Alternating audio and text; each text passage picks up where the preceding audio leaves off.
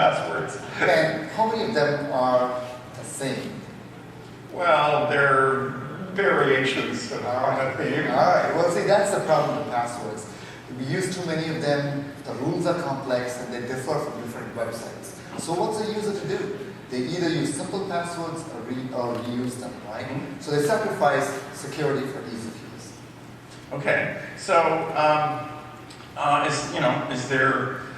is there some way around this predicament? Well, essentially, in the case of wireless devices, right, it gets worse. But there is a way around it, and biometrics is one option. It's a right option because replacing what you know, passwords, with what you are, fingerprints, makes it's an ease of use issue. It's harder to spoof, Justin, and you're not likely to forget your fingerprints anytime soon. But I have a fingerprint reader. I don't really use it. It's kind of unreliable and everything. Yeah. So better than that? So from a security perspective, right? Because fingerprints, you leave your fingerprints on your screen, and it's like writing your password and sticking it on a device. So yes, there is something better than that. And in our research, what we have is something called client-based authentication. Okay.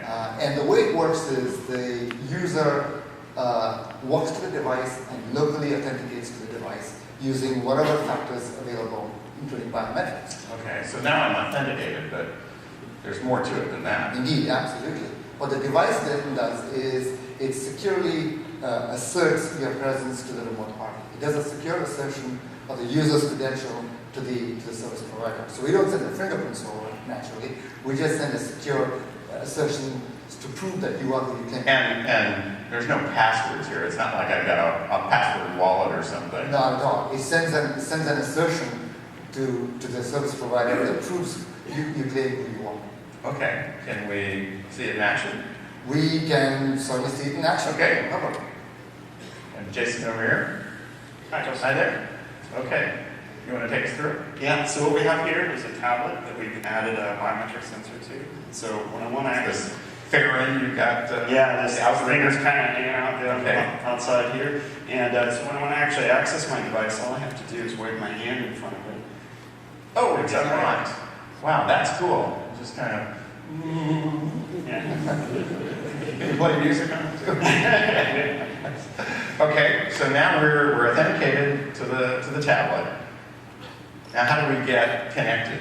Yeah, so what we want is that now that the device knows who you are, it can actually tell all your services your identity on your behalf, so you don't have to do any more work. So I'm going to actually go and check my bank account real quick here. Looking on Acme Bank up there. You see it kind of flashes, and the service provider is asking my device who's there. So essentially you go right past that home page, no username, no password. You're into the account. Yeah. You can make that quick transaction. You can see how this is going to be so important on mobile devices, right? You just want to get in, get out, and so forth. In fact, getting out is an interesting problem. Have you addressed the getting out problem as well? You're at Starbucks and a buddy walks in and your coffee order is ready and you just want to, put the device down and, walk over, but somebody can just grab it and then you're in big trouble. So have you thought about the back end of the problem? Absolutely. So one of the other sensors that this device has on it is an accelerometer.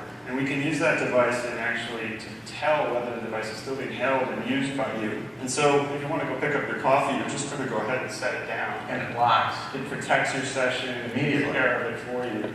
Okay, so the accelerometer is probably saying that it stopped moving. You pick it up again, right? I've got my coffee now. I didn't actually get through that transaction banking or the stock, whatever it is. Get back. Can you show me how you get back in? You just say hi again.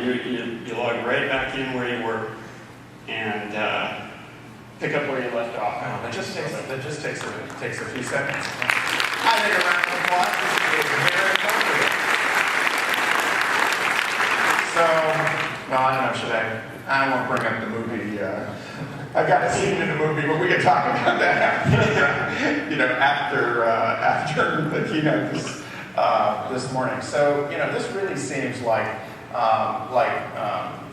cool technology. you know, what's next? Where do we go from here? And perhaps more to the point, you know, do we have to invent new standards? I mean, is this going to be, you know, a multi-year effort to be able to No, deploy that's this very technology? interesting. I think the good news is the client talks to the server using existing protocols like SAML, OpenID, Kerberos, and things like that. So we plan to work with service providers to take full advantage of this using open standards. So no new standards. That's the good news. And in terms of, you know, new silicon, you know, it's really, I guess, the big thing. You know, in the labs, we don't have the kind of budget to do the packaging work. So we got to get that sensor Integrated into the device. But you get that, the software standards are in place, and we're good to go. All right. So can we say great ease of use and improved security? I think that's the idea. All right. Thank you, gentlemen. Thank you. Jason.